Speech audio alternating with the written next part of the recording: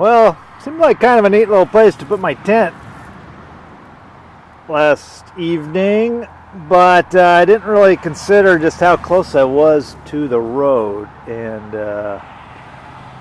so I had a very, very marginal sleep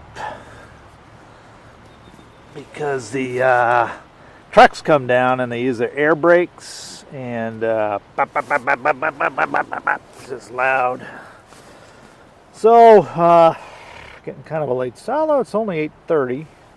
Sun's already high in the sky, so need to get going here along the Nez Perce Trail on Highway 95 on June 14th.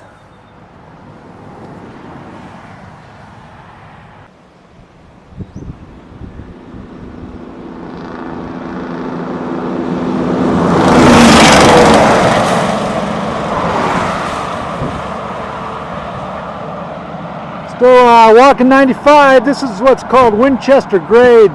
There's a very impressive train trestle. Unfortunately, I couldn't get a good view of it. I should have gotten it earlier when I had a mediocre view of it, but it is very impressive. Crosses a very steep valley, and then here obviously the train keeps coming on up this way. And the truck traffic has been really busy this morning, off and on, and kind of a hassle, just because, well, they're loud, and I've been smelling a lot of brake dust. I'm definitely having a challenge with the grade here. It's a steady grade. It's but goes for I think about 6 miles, and I think I got about 2 miles to go of this grade. Working up a pretty good sweat myself, actually. On the Nez Perce Historic Trail on Highway 95 in Idaho. Oh, that view up ahead there may not look like anything too special, but to me it looks absolutely glorious. It's the topping out of the Winchester Grade, which I guess it was 6 miles, seemed more like 10. Mainly the last 3 miles, there were a lot of guardrails, which kind of pins me.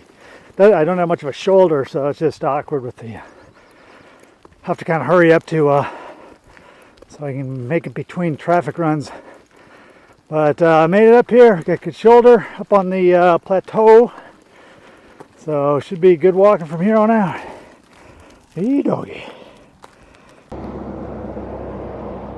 I'm roughly 5 miles from just going over the rise, topping out on the Winchester Grade, and man, it's just a completely different environment up here in an area that historically is called Camas Flats, and it is where the Nez Perce would come up and harvest the camas flower. It has a bulb, and they would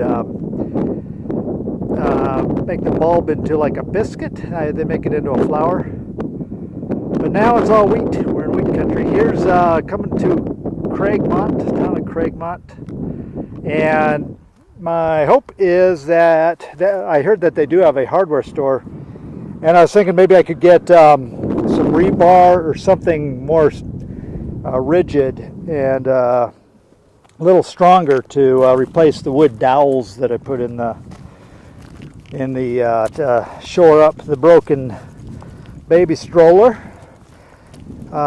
which is now a backpack buggy, and they say that there's a motel, but the guy's hard to get in touch with, so I don't know if I'll get the motel or not. So, but it would be good to get the buggy better shoring up here. Although the sticks worked, it would be fine for the walking along the pavement like this. But over time, I'm going to be going on some fairly rugged Jeep roads following the Nez Perce Trail. So it's better to get it more solid than it is right now.